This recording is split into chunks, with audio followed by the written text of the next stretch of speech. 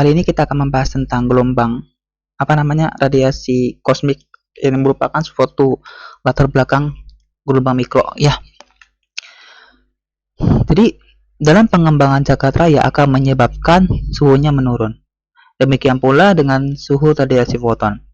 Hal ini membawa pula pada perubahan panjang gelombang foton yang dimana bergerak ke arah yang lebih besar. Ini dikenal sebagai suatu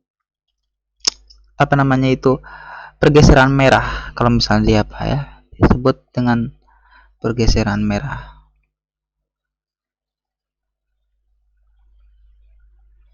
Oke. Kalau misalkan dia bergeser ke arah yang lebih besar. Nah, meskipun demikian, distribusi spektrum radiasi foton ini dimiliki oleh radiasi benda hitam. Jadi pada tahun 1940-an, para ilmuwan kosmolog seperti Gamow meramalkan bahwa suhu daripada bola api ini menurun menjadi suhu yang berorder 5 sampai dengan 10 Kelvin. Jadi foton-foton tersebut memiliki suatu energi KT dengan order 10 pangkat minus 3 elektrovolt yang dimana berkaitan dengan suatu panjang gelombang dengan berorder 1 mm. Itu dalam daerah spektrum gelombang microwave. Jadi spektrum panjang gelombang daripada radiasi dapat dilukiskan oleh distribusi Planck dengan persamaan ini. U lambda dikali D lambda adalah 8V HC kita bagi dengan lambda pangkat 5 kita kali dengan D lambda kita bagi dengan XP AC kita bagi dengan lambda KT dikurangi 1. Nah, U lambda D lambda ini itu adalah suatu rapat energi radiasi yang dimana dipancarkan pada rentang panjang gelombang lambda dan lambda tambah D lambda. Selanjutnya, distribusi panjang gelombang untuk suatu suhu tertentu memiliki nilai maksimal pada saat lambda maksimal yang dirumuskan untuk pergeseran W itu dirumuskan sebagai ini, lambda max dikali T itu sekitar 2,989 dikali 10 pangkat minus 3 Kelvin. Selanjutnya, rapat energi radiasi total untuk seluruh panjang gelombang diperoleh dari hukum Stefan Boltzmann, yaitu dengan mengintegrasikan beberapa persamaan daripada U lambda tadi tentang spektrum panjang yang dilukiskan daripada distribusi Planck, itu adalah dilukiskan sebagai berikut, yaitu muatan adalah lambda 0 sampai tak hingga, bukan muatan, ini muatan lah kita buat lah ya. U lambda dikali D lambda akan didapatkan hasil 8V pangkat 5 K pangkat 4 kita bagi dengan 15C pangkat 3 H pangkat 3 dikali T pangkat 4. Ketika jagat raya mengembang, suhu T-nya akan menurun, sehingga kalau misalkan T-nya menurun, nilai lambda max ini akan membesar, panjang gelombangnya membesar. Selanjutnya, panjang gelombang yang membesar, kalau kita lihat dalam faktor F, akan berpadanan dengan penurunan suhu dengan faktor F, sehingga ruangnya ini akan mengecil sebesar F pangkat 4. Selanjutnya, kita bisa melakukan suatu substitusi bahwa lambda adalah HC per E, sehingga persamaan daripada U lambda D lambda tadi, yang persamaan awal tadi tentang distribusi, itu dapat kita buat menjadi seperti ini. UE dikali dengan DE adalah 8V E pangkat 3 dibagi dengan H pangkat 3 C pangkat 3 dikali dengan DE dibagi dengan eksponensial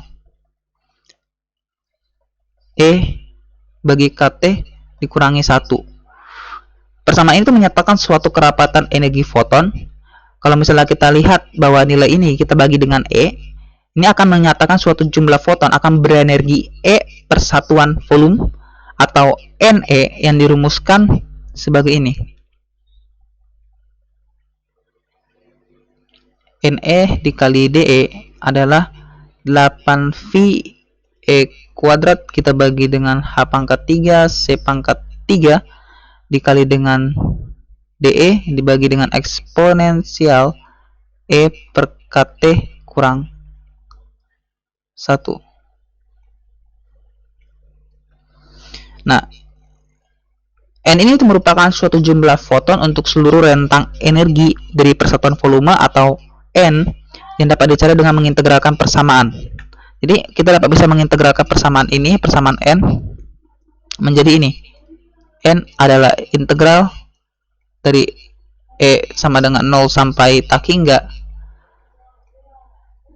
NE TE adalah 8V K pangkat 3 T pangkat 3 kita bagi dengan H pangkat 3 C pangkat 3 kita kalikan dengan integral dengan X kuadrat dx kita bagi dengan eksponensial X dikurangi 1. Ini merupakan konstanta, jadi kita keluarkan.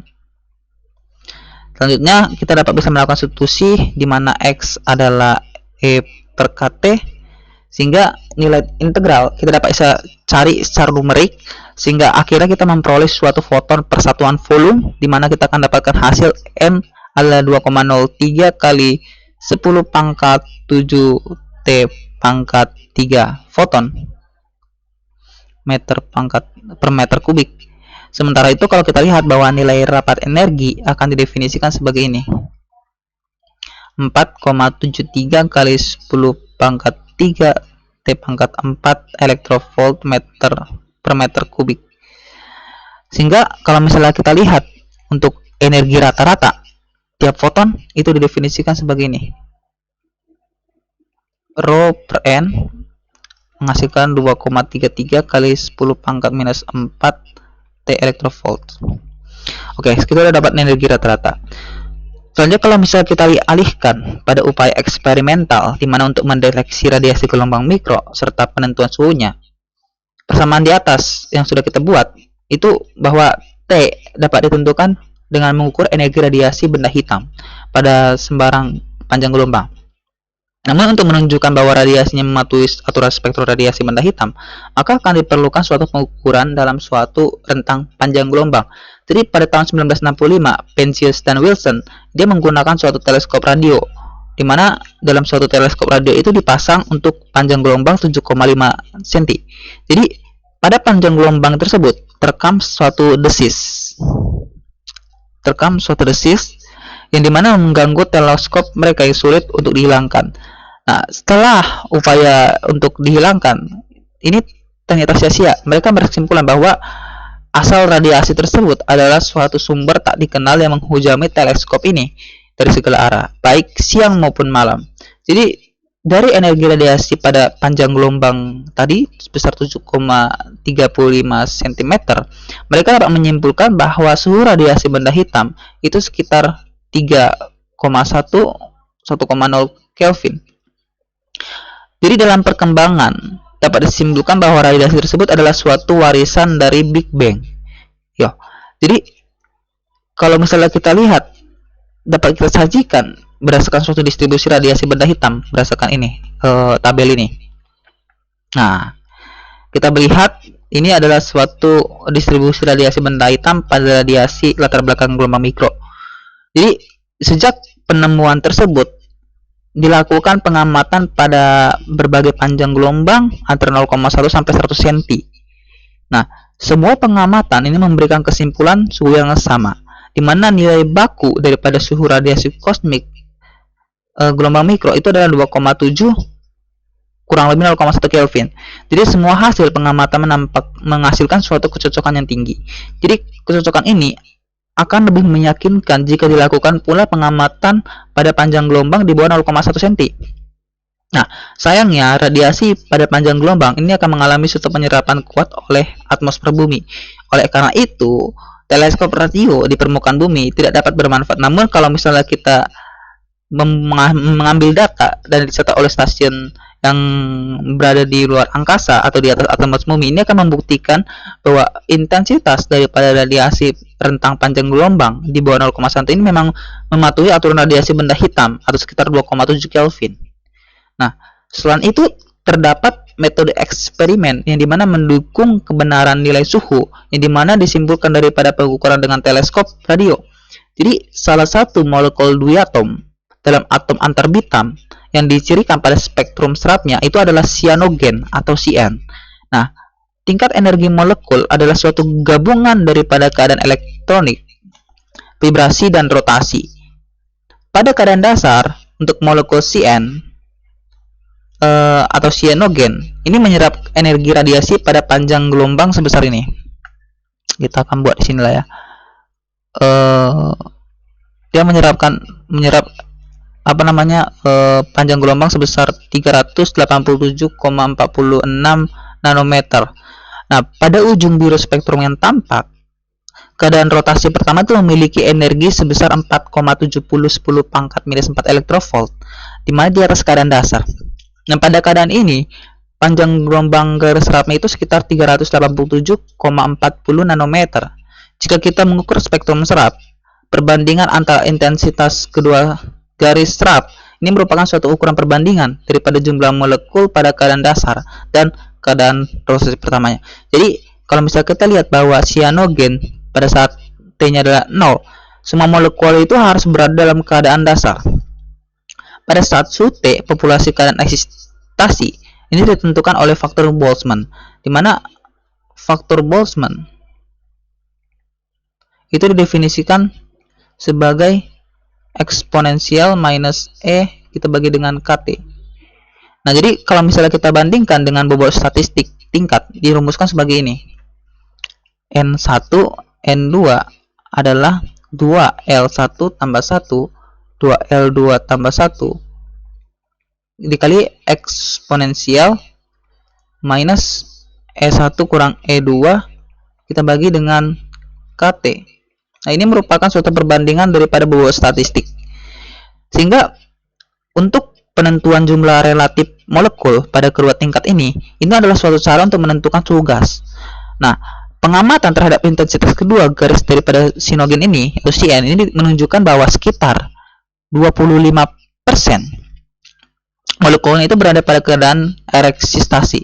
Jadi persamaan ini akan menjadi 25% dibanding dengan 75%, atau 2 kali 1 tambah 1 dibagi 2 kali 0 tambah 1 dikali eksponensial dibagi dengan dikali minus 4,70 kali 10 pangkat minus 4 elektrovolt per KT. Sehingga perbandingan ini kita akan mendapatkan hasil bahwa suhunya adalah sekitar 2,5 Kelvin. Nah, sehingga hal ini menyimpulkan bahwa ruang antar bintang ini akan mempunyai suhu yang sangat dingin. Jadi terdapat sesuatu yang memanasi molekul gas Cn sehingga memiliki suhu tersebut. Nah, pengamatan terhadap radiasi kosmik itu menunjukkan bahwa radiasi tersebut bersifat isotrop. Apa sifat isotrop? Seperti tadi asas tadi, isotrop itu adalah merata. Dia bersifat merata. Nah, dimana untuk keseluruhan arah ini mana sampai ke telitian 10 pangkat minus 3 yang dimana ini sesuai dengan suatu asas kosmologi. Terus kalau kita lihat jika pada saat suhu T-nya 2,7 pada saat T-nya 2,7 Kelvin ini dapat dikatakan sebagai suhu jagat raya. Hal ini tentu berlaku dengan skala besar atau large scale.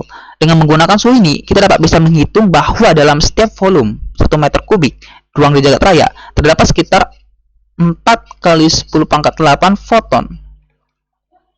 Yang dimana secara sumbangsi bagi rapat energi jagat raya itu adalah sekitar 2,5 kali 10 pangkat 5 elektrovolt meter kubik.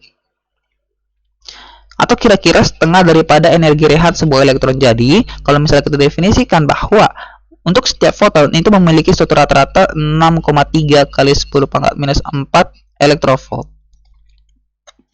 Nah, selanjutnya kalau misalnya kita mengingat fenomena ini itu pantas bahwa Big Bang itu merupakan salah satu teori yang cukup menerangkan segala penciptaan jagat raya dan suatu ekspansinya. Namun, terdapat teori baru yang dimana memberikan suatu tambahan penjelasan yang belum mampu dijelaskan oleh teori Big Bang. Antaranya adalah suatu teori jagat raya yang mengalami inflasi atau inflationary universe. Hal ini belum dijelaskan oleh teori Big Bang. Mengapa jagat raya ini nampak begitu datar dan seragam? Dari manakah munculnya keteraturan rapat massa jagat raya pada skala yang kecil ini dan sebagainya? Daripada hal ini ya, dari teori ini masih ada kekurangannya, memang harus dipersempurnakan lagi untuk bisa membuka kuncinya. Nah, namun demikian kalau kita lihat bahwa jagat raya ini kalau misalnya mengalami inflasi, kita tidak bisa membahas. Oke, mungkin sekian dulu penjelasan saya tentang penjelasan mengenai radiasi kosmik latar belakang gelombang mikro. Oke, sekian dari saya. Terima kasih.